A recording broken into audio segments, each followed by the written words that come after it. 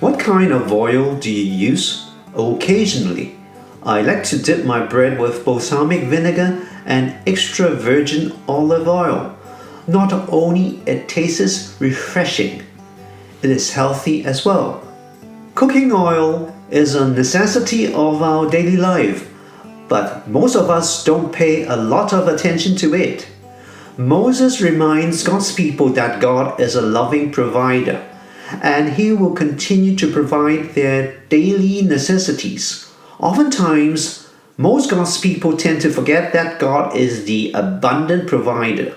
Thus, we need to be reminded of His faithfulness from time to time. So, whenever you cook with oil, do remember God is your loving provider. Let's ponder the reminder of Moses.